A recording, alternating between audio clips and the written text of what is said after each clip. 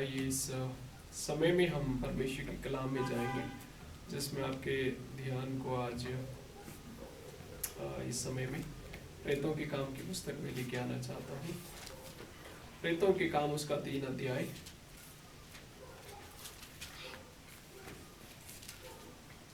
और उसके कुछ भागों को हम मिल करके पढ़ेंगे। प्रेतों के काम उसका 3 अध्याय। मैं जस्ट आपके लिए कुछ भाग को पढ़ना चाहता हूँ, आप मेरे पीछे इनको दोहरा सकते हैं। पतरस और यूहन्ना तीसरे पहर प्रार्थना के समय मंदिर में जा रहे थे और लोग एक जन्म के लंगड़े को ला रहे थे जिसको वह प्रतिदिन मंदिर के उस द्वार पर जो सुंदर कहलाता है बैठा देते थे कि वह मंदिर में जाने वालों से भीख मांगे। जब उसने पतरस और यूहन्ना को मंदिर में जाते देखा तो उसने भीख मांगी। पतरस ने यूहन्ना के साथ उसकी ओर ध्यान से देखकर कहा, मेरी ओर देख।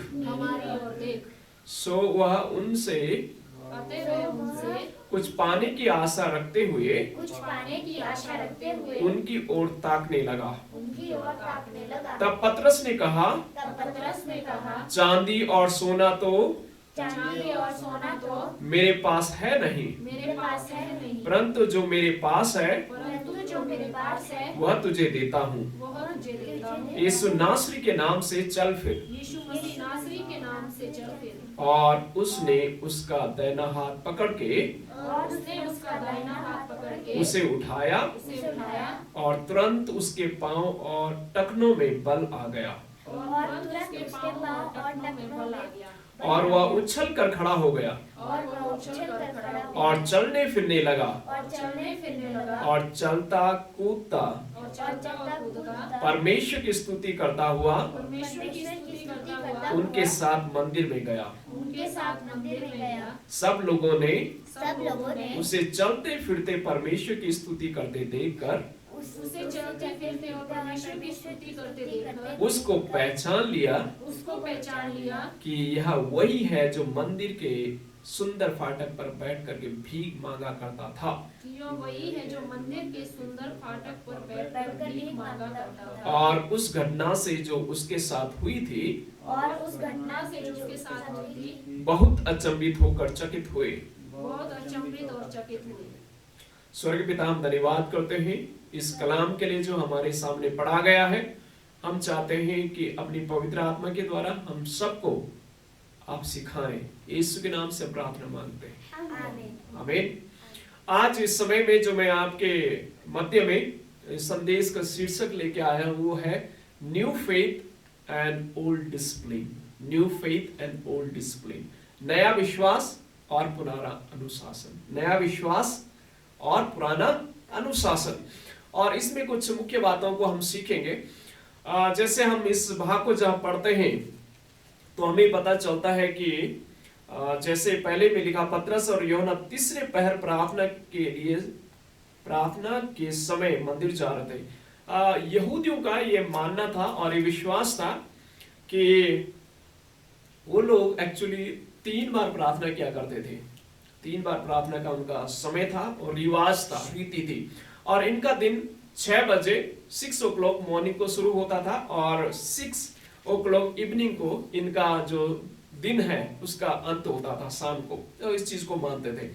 और जो यहूदी जो अच्छे भक्त थे और आस्था रखते थे वो 3 दिन में 3 बार प्रार्थना किया करते थे। जैसे सुबह 9 बजे, फिर 12 बजे और 3 बजे ये लोग प्रार्थना करते थे। इनका समय था। और ये तीसरे पहरे का समय है जब पतरस यूहन्ना मंदिर में प्रार्थना करने के लिए जा रहे हैं। और यहूदी ये लोग मानते थे कि हाँ, प्रार्थना हर जगह कर सकते हैं, बट ये बहुत ही उचित रहेगा अगर हम मंदिर में प्रार्थना करते। तो ये मानते थे कि मंदिर में प्रार्थना करना सबसे आशीषित और पवित्र स्थान है जहां पर हम प्रार्थना कर सकते हैं। और ये दिन का समय यानी शाम का 3 बजे का समय था जब ये प्रार्थना करने के लिए जा रहे थे। तो इस भाग से जो आज मैं 3 मुख्य बातों को आपके सामने रखना चाहता हूं। पहली बात, practice a regular prayer life. Practice a regular prayer life यानी दैनिक या रोजाना की प्रार्थना का जो एक अभ्यास है वो हमें भी करना चाहिए। यहाँ पर इनका जो दैनिक प्रार्थना का अभ्यास है या प्रैक्टिस है, ये लोग क्या करते थे, पतरस और यूहन्ना, वो हमें यहाँ पर देखने को मिलता है। क्योंकि उनकी रीति के अनुसार ये तीसरे पहरे का समय था, यानी वो 3 बजे का समय था जब प्रार्थना करने के लिए जा रहे थे। तो इनका जो प्रार्थना का एक रूटीन जो था, जो स्केड्यूल था या रेगुलर प्रार्थना की जो आदत थी, वो लगातार उनके जीवन में थी। और यहाँ पर जब आप डैनियल उसका 6 अध्याय 10 पद में आप पढ़ेंगे तो उसमें भी इस प्रकार से हमें उदाहरण देखने को मिलता है कि डैनियल भी दिन में 3 बार प्रार्थना किया करता था। यानी उसकी एक रीति था, वो रिवाज था जो उसके अनुसार वो प्रार्थना किया करता था। और जब आप लूका उसका 6 अध्याय उसके 12 पद में पढ़ेंगे तो लिखा है, प्रभु यीशु मसीह पूरी रात भर प्रार्थना करते रहे और रात भर उन्होंने प्रार्थना में व्यतीत किया। तो यहाँ पर जो हमें सीखने को मिलता है पतरस यूहन्ना के जीवन से, वो ये है कि इन्होंने अपने रेगुलर प्रार्थना का जो प्रैक्टिस है उसको जारी रखा। और जब उन्होंने प्रार्थना का ये रेगुलर प्रैक्टिस को जारी रखा, आगे हमें देखने को मिलता है कि चमत्कार और चिन्ह जीवन में उनके देखने को मिलता है। तो प्रार्थना एक मसीह जीवन में प्रार्थना बहुत महत्वपूर्ण है और ये रेगुलर प्रैक्टिस हमारा होना चाहिए। जैसे डैनियल के समान, डैनियल मुश्किल में गया तो मुश्किल में बचाने के लिए उसकी प्रार्थना ही मदद कर पाई। और पतरस यूहन्ना जब आगे का 4 अध्याय में जाते हैं, उनके जीवन में बहुत परीक्षाएं हैं, बहुत सारी परेशानी है, लेकिन उन परेशानियों में से बचाने के लिए इस प्रार्थना ही ने उनकी मदद और सहायता की। और प्रभु यीशु मसीह ने स्वयं एक उदाहरण दिया है कि निरंतर हमें प्रार्थना करने की आवश्यकता है, लगातार प्रार्थना करने की आवश्यकता है। और मैं अपने जीवन में इस चीज को याद करता हूँ कि मैंने भी अपना एक रूटीन जैसा अपने लाइफ में बनाया है कि रोज रेगुलर जो है प्रार्थना का समय, सुबह उठ करके समय व्यतीत करना प्रार्थना में। तो ये रेगुलर प्रार्थना का जो चमत्कार है आप अपने जीवन में देखने पाएंगे। जब आप लगातार प्रार्थना करते रहते हैं, परमेश्वर हमें आशीष देता है, हमारी प्रार्थना को सुनता है। तो लगातार प्रार्थना का एक आदत है, एक मसीह जीवन में होना बहुत जरूरी है। और ये इन लोगों ने प्रैक्टिस को जारी रखा। और तभी तो उनके जीवन में जब हम प्रेरितों के काम यानी प्रेरितों के द्वारा काम, जो चिन्ह चमत्कार है, इस पूरी प्रेरितों के काम की पुस्तक में हमें देखने को मिलता है। ये सारे परफॉर्म कैसे कर पाए चंगाई को, ये चमत्कार कैसे कर पाए, इतने लोगों को कैसे बचा पाए, एक ही इनके पास रहस्य था, वो था प्रार्थना।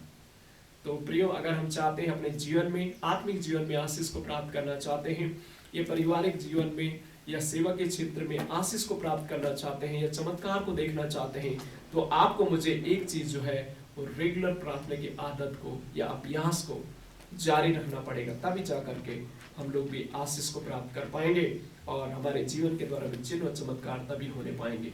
मैं जब सोच रहा था, क्या ये जो यहाँ पर एक लंगड़ा व्यक्ति है, पहले भी रहा होगा ये व्यक्ति वहां पर, बट यहाँ पर जब परमेश्वर का पवित्र आत्मा का सामर्थ्य इनके ऊपर आया, तब जाकर के ये चमत्कार और चिन्ह करना शुरू उन्होंने कर दिया है और फिर सेवा उनकी बढ़ती चली गई।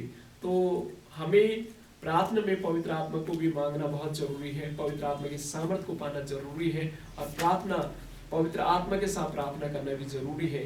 तभी जाकर के हमारे जीवन के द्वारा, सेवकाई के द्वारा आशीष और चिन्ह और चमत्कार होने पाएंगे।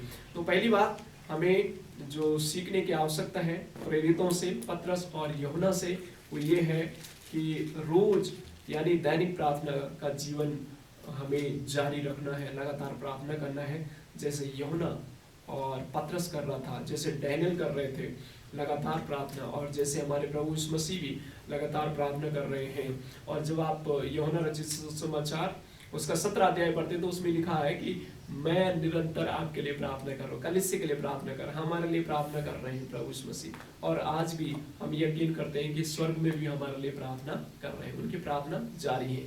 तो प्रार्थना, लगातार प्रार्थना करते रहें और प्रार्थना के द्वारा चिन्ह और चमत्कार हमें देखने को मिलेंगे अपनी सेवकाई में, अपने कार्य में। ओके, दूसरी बात जो मैं जस्ट आपके ध्यान को यहाँ पर लेके आना चाहता हूँ वो है वचन 3 में, जब उसने पतरस और यूहन्ना को मंदिर में जाते देखा तो उनसे भीख मांगी। पतरस ने यूहन्ना के साथ उसकी ओर ध्यान से देखकर कहा, हमारी ओर देख। सो वह उनसे कुछ पाने की आशा रखते हुए उनकी ओर ताकने लगा। दूसरी बात जो मैं आपको बताना चाहता हूँ ये है, चौथे वचन से लेकर जब आप 5वें वचन तक पढ़ेंगे तो ये है, seek an opportunity to witness the Lord, seek an opportunity to witness the Lord। परमेश्वर की गवाही देने के लिए मौका को ढूंढे।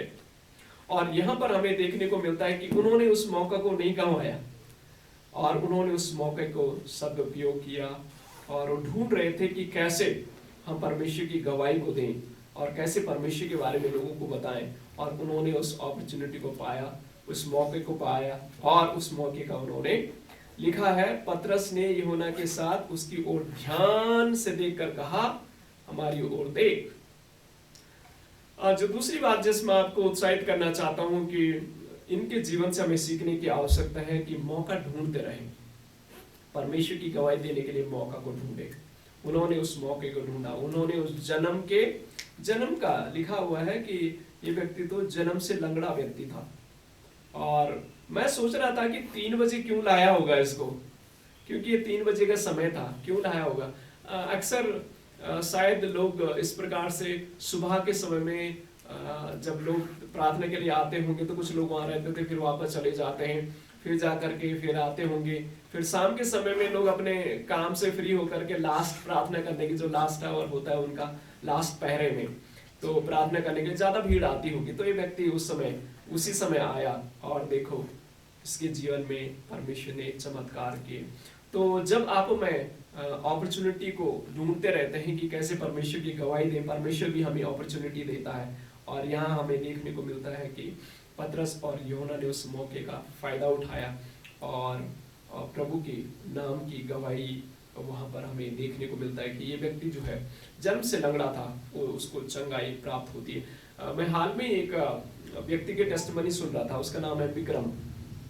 और ये विक्रम भी एक्चुअली मौका ढूंढ रहा था कि कैसे न कैसे मैं जो मसीह लोग हैं उनको सताने का वो मौका ढूंढ रहा था।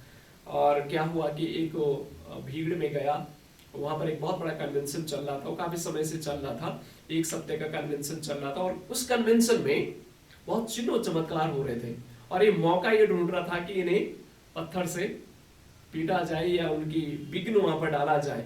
लेकिन क्या हुआ, उसने चमत्कार देखे। एक वहां पर बीमार व्यक्ति आया था और जब प्रभु के दास ने कहा कि मैं प्रभु यीशु मसीह के नाम से तुझे चंगाई की घोषणा करता हूँ, वो चंगा हो गया। तो उसने यकीन ही नहीं माना उसका, उसने सोचा कि ये तो ऐसे उन्होंने अपने आप पकड़ करके लाया होगा और ऐसे दुनिया को बेवकूफ बना रहे। तो फिर जाकर के वो वहां पर रहा, एक कन्वेंशन तकरीबन आई थिंक 3-4 डेज की थी।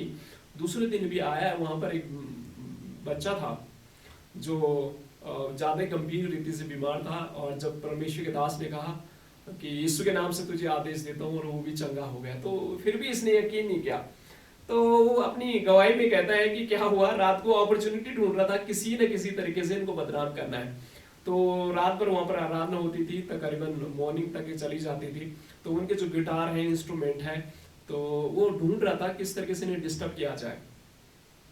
तो उन्होंने देखा ये व्यक्ति ढूंढ रहा है यहाँ पर। तो उन्होंने कहा एक काम करेंगे, आप हमारे थोड़ा सा इस सामान की रखवाली करें, हम थोड़ा सा रेस्ट करेंगे और फिर हमें तैयारी भी होना शाम के लिए। तो सुबह का, रात का समय था, रात 3 बजे करीब, 2-3 बजे करीब।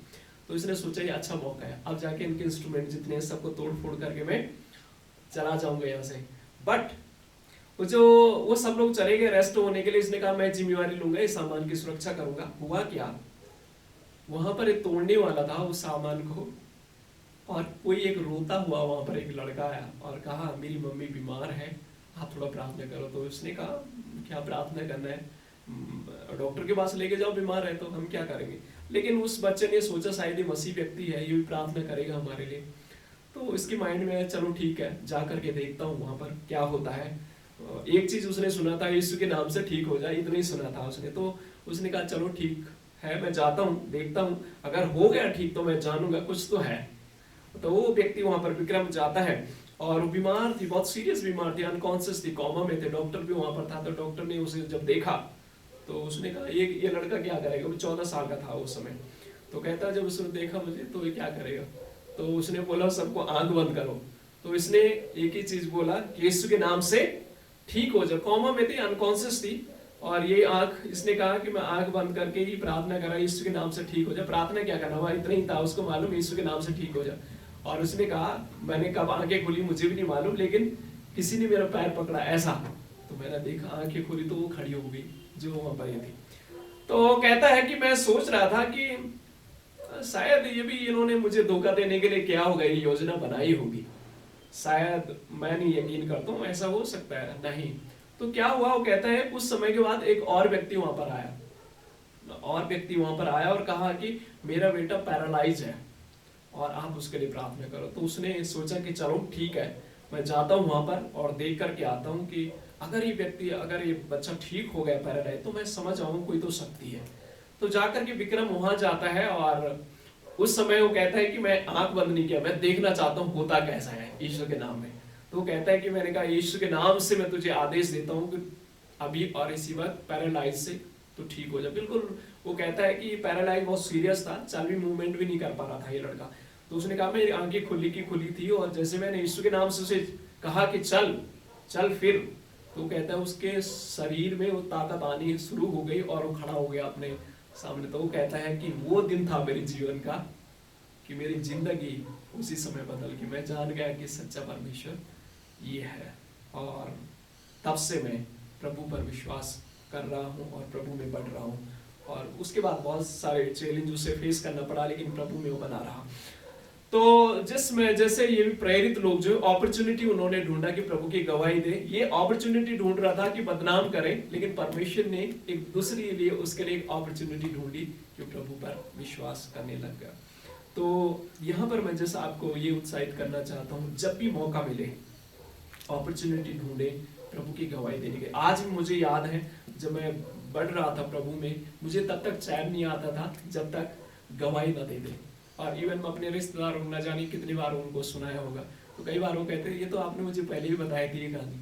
तो वो चीजें वो हमारे जब अंदर वो बैठ जाती है ना, अपॉर्चुनिटी हमें जब भी मिलती है तब भी गवाही देना है प्रभु की, क्योंकि गवाही देने से ही चमत्कार होते हैं और प्रभु का नाम बढ़ता है। तो यहाँ पर भी हमें देखने को मिलता है, इन्होंने प्रभु यीशु मसीह के नाम से हुक्म दिया, उसकी गवाही दी, और यहाँ पर यीशु के नाम से ये व्यक्ति जो है, लंगड़ा व्यक्ति जो है, चंगा हो जाता है। तो यही उत्साहित आपको करना चाहता हूँ, मुझे करना चाहता हूँ कि जब भी मौका मिले प्रभु की गवाही दे। गवाही आप अपने शब्दों के द्वारा दे सकते हैं, गवाही अपने कार्यों के द्वारा दे सकते हैं, गवाही आप विभिन्न माध्यमों से दे सकते हैं। आपकी एक हेल्प दूसरों के लिए एक बहुत बड़ी गवाही का भी कारण हो सकता है।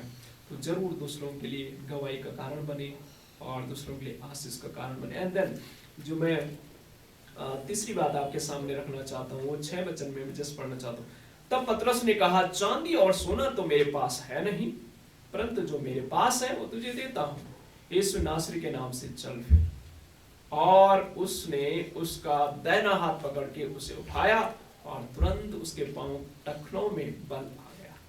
जो तीसरी बात जिस बताना चाहता हूँ, have a heart to help others, have a heart to help others. दूसरों की मदद करने के लिए हृदय रखें।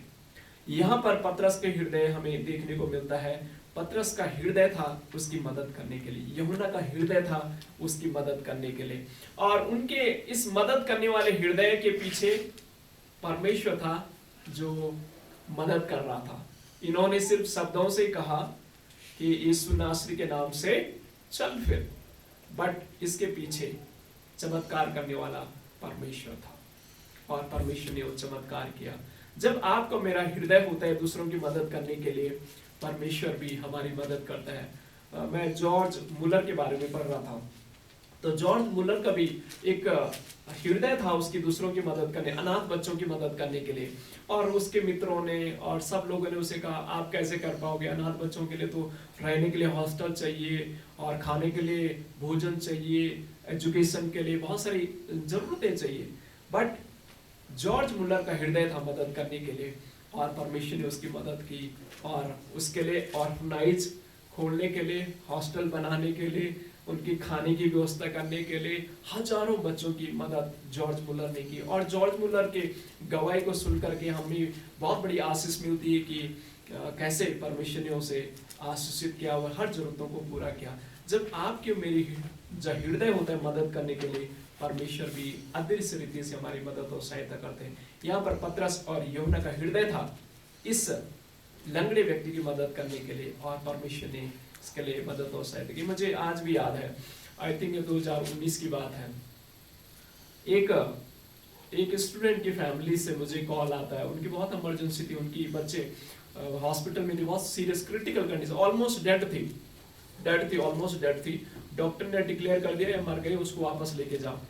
बट उन्होंने कहा कि आप प्रार्थना कीजिएगा। मेरे स्टूडेंट थे तो उन्होंने कहा फादर आप प्रेयर कीजिएगा, तो जस्ट मैं प्रार्थना किया उसके लिए। और उसके बाद उसमें उस बच्चे में फिर से सांस आना शुरू हो गया। तो जैसे सांस आना शुरू हो गया तो फिर डॉक्टरों ने फिर से ट्रीटमेंट करना शुरू कर दिया। अब ट्रीटमेंट तो डॉक्टर करना चाहते थे, बट इमरजेंसी में पैसा चाहिए था, अब उनके पास पैसा भी नहीं था। एंड देन उस समय की बात है, आई थिंक ये 2019 की बात है। उस समय हमें 1 ईयर का एक सपोर्ट मिला था, तो मेरे पास था अमाउंट, तो 1500 रुपीज 15,000 की मदद उन्होंने मांगी। तो मैं मना भी नहीं कर पाया क्योंकि बच्चा इमरजेंसी में था और डेथ एंड लाइफ की एक सिचुएशन वहाँ पर थी। तो मैं मना भी नहीं कर पाया। उन्होंने कहा फादर हमें मदद चाहिए, इतना हमें पैसा चाहिए। तो मैं ना हाँ कर पाया ना मना कर पाया, लेकिन मैंने बाय फेथ विश्वास के साथ हाथ बढ़ाया और उनकी मदद कर दी उस समय। और आज भी वो बच्चे ठीक है, चंगी है, और प्रभु का धन्यवाद हो। और जिसमें ये उत्साहित करना चाहता हूँ, ये तो मैंने मदद किया, बट उन्होंने वो रिटर्न किया फंड। एंड उसी समय तकरीबन मुझे भी आवश्यकता थी कुछ पैसों की। आप यकीन नहीं करेंगे, परमेश्वर ने मेरी 61,000 की मदद की। ऑफ कोर्स मैंने वापस लौटाया, लेकिन परमेश्वर ने 61,000 यानी उसका 4 गुना वापस लौटाया। तो मैं जिससे उत्साहित करना चाहता हूँ, जब हमारा हृदय होता है मदद करने के लिए, परमेश्वर भी मदद करता है जब हम जरूरत में होते हैं। तो क्यों ना हम आज इस समय में सीखें कि जैसे पतरस और यूहन्ना का एक रेगुलर प्रार्थना का एक अनुशासन था, उसको हमें बना के रखने की आवश्यकता है। Seek opportunity to witness the Lord, opportunity को ढूंढते रहें, मौका को ढूंढे कि हम प्रभु की गवाही दें। जैसे उन्होंने इस मौके को ढूंढा, प्रभु की गवाही दी, और बहुत सारे लोगों ने चकित होकर के प्रभु पर यकीन किया। एंड एक हृदय रखें दूसरों की मदद करने के लिए, क्योंकि ऑफ कोर्स हम इतने साउंड नहीं है कि सारी जरूरतों लोगों की पूरी कर सकें, बट हृदय रखें। जब आपका मेरा हृदय होता है मदद करने के लिए, परमेश्वर भी मदद करता है। यहाँ पर इनका हृदय था मदद करने के लिए, और परमेश्वर ने चमत्कार किया। वो यूहन्ना और पतरस क्या कर सकते थे, है ना, बट उनका हृदय को परमेश्वर ने देखा, उनके हृदय का परमेश्वर ने आदर किया, सम्मान किया, और परमेश्वर ने इस व्यक्ति को चंगाई दी। तो आज भी परमेश्वर चमत्कार करना चाहता है, लेकिन वो चाहता है कि ऐसा हृदय हमारा। आज भी वो लोगों को चंगा करना चाहता है अपने दासों के द्वारा, बट वो हृदय को देखना चाहता है। तो वो हृदय आपका मेरा होने पाए। तो परमेश्वर इस कलाम के द्वारा हमें आशीष दे और मदद और सहायता करें कि हम भी एक, जैसे मैंने आपको शुरू में कहा, new faith and old discipline, हमारे जीवन में एक अनुशासन होना भी जरूरी है। भले हमारे जीवन में एक अनुशासन होना बहुत जरूरी है, और एक नया विश्वास के साथ, एक नई प्रेरणा के साथ उस डिसिप्लिन में हमें काम करने की आवश्यकता है। और वो काम ये रेगुलर प्रार्थना करते रहें, seek opportunity to witness the Lord, और साथ ही जैसे मैंने आपको बताया कि एक हृदय रखें दूसरों की मदद करने के लिए। अगर ये होगा हमारे जीवन में, प्रभु 100% अपनी सेवकाई के लिए हमको इस्तेमाल करेगा। वो साधारण लोग थे, जब आगे हम पढ़ते हैं तो वो यहूदी लोग कहते हैं, वहाँ के सादुकी फारिसी कहते हैं, वहाँ के लोग कहते हैं ये तो बहुत साधारण लोग हैं, अनपढ़ लोग हैं, लेकिन कैसे हो पा रहा है। तो ये सब करने वाला परमेश्वर, आप और मैं एक सिंपल मैन हो सकते हैं, ओमेन हो सकते हैं, लेकिन हमारे द्वारा चिन्ह और चमत्कार परमेश्वर स्वयं करेगा। बस हमें वो चाहता है कि हमारा विश्वास और हमारा प्रार्थना का जीवन होना बहुत ज़रूरी है, और मौका ढूंढते रहें और साथ ही हृदय रखें ताकि परमेश्वर को महिमा मिले और उसका कार्य बढ़े। Thank you. God bless.